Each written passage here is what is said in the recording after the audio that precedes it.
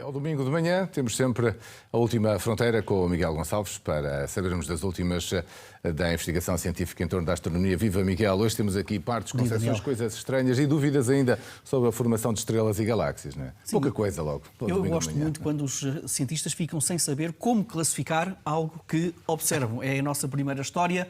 Vamos falar de, imagina, são 60 estrelas visíveis com uma massa até cerca de 16 vezes a massa do nosso Sol e que estão circunscritas a uma área com o diâmetro de cerca de 10 anos-luz de diâmetro. 10 anos-luz de diâmetro é cerca de 2 vezes o Sistema Solar, o diâmetro do Sistema Solar.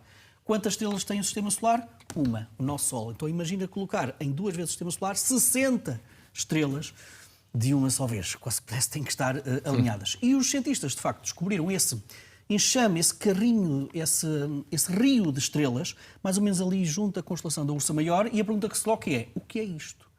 Estamos, porventura, perante um enxame de estrelas que, se calhar, até já está muito perto do seu fim, ou seja, já até, se calhar, quer a vida das estrelas, quer a ligação gravitacional já está a terminar e, portanto, provavelmente pode acabar este enxame de estrelas, ou então é uma das mais pequenininhas microgaláxias que nós alguma vez conseguimos registrar, ainda por cima aqui à volta da Via Láctea. Estamos a falar de algo que é satélite da Via Láctea.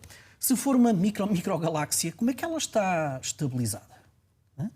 Provavelmente com a ajuda da misteriosa matéria escura, o segundo maior componente do universo, cerca de 30% do universo é feito de matéria escura, que ninguém sabe o que é. Ninguém sabe o que é, mas para nós termos galáxias, como as conhecemos, tem que existir essa matéria escura. Portanto, a primeira questão que se coloca é um enxame de estrelas ou é uma microgaláxia? Se for uma microgaláxia estabilizada pela matéria escura, nós não sabemos o que é. Mas mais do que isso, ou melhor, para além disso, nós já conhecemos galáxias anãs muito pouco brilhantes, as chamadas galáxias anãs ultradifusas, mesmo muito pouca, com muito pouca luminosidade. Ora bem, será o caso desta?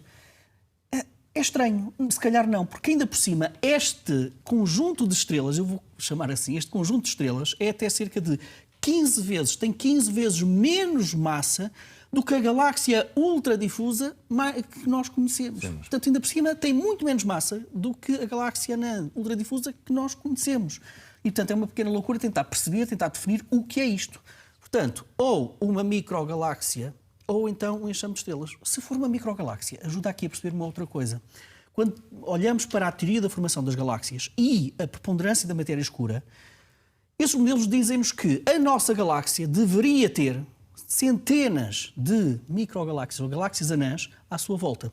Temos apenas 50. Onde é que andam as outras todas? À luz da matéria escura e das teorias de formação. Diz-nos então, a descoberta deste conjunto de estrelas, diz-nos que eles se calhar estão aqui. Só que são tão pouco brilhantes, são tão poucas estrelas, são tão pouco difusas, que nunca tivemos a capacidade de poder identificá-las como identificámos esta aqui. Portanto, mas continuamos aqui neste limbo, tentar perceber o que é este conjunto de estrelas. E agora vamos para o extremo oposto, de galáxias ultradifusas e pouco brilhantes para supergigantes azuis, estrelas muito grandes, muito brilhantes, muito quentes. Em ciência, o azul é uma cor mais quente que o vermelho. É uma coisa interessante de referir. E porquê supergigantes azuis? Porque há já algum tempo que os cientistas têm este mistério para tentar resolver. Nós encontramos supergigantes azuis, muitas delas sem um companheiro. Quando olhamos para as estrelas, para o céu, nós não temos esta noção, mas a grande maioria das estrelas que nós vemos no céu são estrelas que têm um companheiro. Ou pode até ser um sistema triplo ou quádruplo, mas são tão pouco brilhantes que nós não nos apercebemos disso. A física favorece o aparecimento, a criação de sistemas múltiplos de estrelas. Algo isolado como o nosso Sol, que é apenas uma estrela, é mais raro, digamos assim. Portanto, seria expectável encontrarmos também companheiros à volta de supergigantes azuis. Ora, um grupo de cientistas começou a tentar perceber, fazer simulações em viveiros de estrelas de supergigantes, a evolução natural de eventuais companheiros supergigantes. Isto com uma conclusão engraçada e que diz o seguinte: há certas supergigantes azuis que são supergigantes por natureza. Nasceram grandes, a sua própria evolução diz que são isoladamente, singularmente, supergigantes azuis. Mas, agora vem a outra parte da história, há supergigantes azuis que se tornaram supergigantes. Ou seja, inicialmente eram um casal de estrelas, eram 2 estrelas gigantes, mas ao longo do seu caminho evolutivo, do seu caminho como casal estelar, a certa altura, houve uma das estrelas que começou a aproximar-se cada vez mais da outra e deu-se um fenómeno de fusão de duas estrelas. Não há aniquilação, há uma fusão. E isso torna uma gigante em supergigante azul. Os modelos, as estimativas, os modelos computacionais validam esta teoria. Ou seja, que há supergigantes azuis naturalmente, isoladamente, singularmente. Há também, então, outros supergigantes que se formam à custa, olha, é uma opa estelar, digamos assim. Ora bem, e agora, queres falar também de planetas vagabundos? Bem, as estrelas que se vão aproximando, mas estes são planetas. Eu agora. tenho um carinho especial pelos planetas vagabundos. Tenho um carinho especial. Diz a teoria também que eles podem ser na ordem dos bilhões. Daniel, não é milhares de milhões, é mesmo bilhões, é uma escala acima. E se são vagabundos, quer dizer que eles não pertencem, não estão ligados gravitacionalmente a nenhuma estrela. Andam aí a vaguear pelo espaço entre as estrelas. Como é que existem, ou podem existir, como é que se tornam planetas vagabundos? Essa foi também uma das questões que um grupo de cientistas começou a tentar perceber. E, inicialmente, até podemos pensar da seguinte maneira. Bom, eles foram expulsos do seu sistema planetário. Por quem? Aqui a questão é que se coloca. Por quem? Quem é que expulsa? Quem é que tem maior capacidade para expulsar planetas do seu sistema planetário? Primeira hipótese. Outros planetas? Será que podemos assistir a uma espécie de bilhar planetário dentro do sistema planetário em que há uma conspiração dos seus irmãos planetas em que gravitacionalmente podem expulsar um planeta da sua família planetária? Até se pensa que o nosso sistema solar pode ter acontecido uma história parecida com essa. Há modelos que dizem que nós deveríamos ter planetas mais maciços a girar à volta do Sol, mas que, eventualmente, uma conjunção gravitacional terá expulsado esse planeta. Ora, este grupo de investigadores, uma vez mais recorrendo a simulações, pegou na ideia que eu falei há bocado. A maior parte dos sistemas estelares que nós vemos não tem apenas uma estrela. Tem duas, tem três. Então o que eles pensaram foi o seguinte: e se pensarmos que, em vez de ter uma conspiração planetária, isso for uma conspiração estelar? Ou seja, se em vez de ser os planetas gravitacionalmente a expulsar o planeta, se tivermos um sistema com duas estrelas, um sistema circumbinário, diz estas simulações que pode haver, aliás, é muito mais provável que sejam estrelas binárias, sistemas binários, duas estrelas, a expulsar.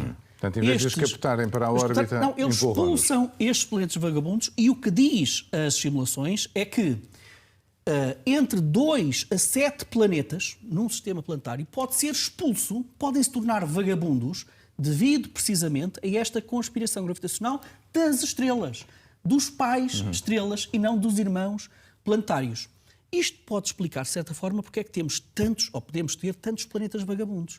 Porque, de facto, nós temos muito mais sistemas de 2, 3 estrelas do que sistemas isolados de estrelas. E, portanto, isto explica que possam existir autênticas manadas, hordes de planetas vagabundos por aí. E, portanto, explica-se então que foram os pais, não foram os irmãos, se calhar, que estão na origem disto. Miguel, vamos terminar aqui com um assunto que fala de lixo espacial. Normalmente as coisas terminam bem porque o lixo que vem lá de cima acaba por se incinerar na atmosfera, outras vezes cai no mar, não damos por ela, mas desta vez a história é diferente. Não é? E foi a 8 de março, eram cerca de 19h34, hora de Portugal continental, quando na casa de Alejandro Otero, um residente nos Estados Unidos, na Flórida, subitamente há um objeto que entra pelo telhado da sua casa, rompe até 2 andares e é um objeto de quase 2 quilos, é este que nós estamos aqui a ver.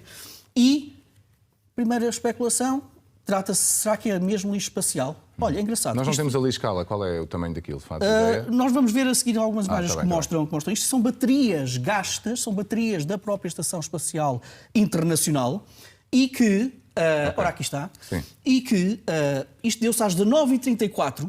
Porquê é que nós pensamos que terá sido mesmo lixo espacial? Porque o Comando Espacial dos Estados Unidos registou a entrada pela nossa atmosfera às 19h29, precisamente de uma espécie de uma palete com baterias gastas da Estação Espacial Internacional. Há aqui grande descuido, porque isto foi uma entrada descoordenada, não foi planeada deste lixo espacial. Não é hábito isto acontecer na Estação Espacial Internacional. É bom que se diga isto. Sim. Levanta aqui também um problema legal muitíssimo interessante. Quem é que construiu estas baterias? Foi a NASA. Mas estava no módulo americano? Não estava, estava no módulo japonês. E, portanto, o próprio Alexandre Otero contactou a NASA fazendo uma pergunta óbvia. Então, mas agora quem é que me paga os tragos? Quem é que paga os tragos? Tudo isto. Não é? Segundo o que eu consegui apurar, ainda está tudo muito confuso em relação a quem é que vai pagar a indemnização a este cavalheiro. Muito bem, e ainda bem que não. Ainda bem que não aconteceu nada, é bem importante que não. Exato, é bem importante. Pode mesmo acontecer. Miguel, obrigado. Bom Obrigado, dia. Daniel. E boas viagens estelares.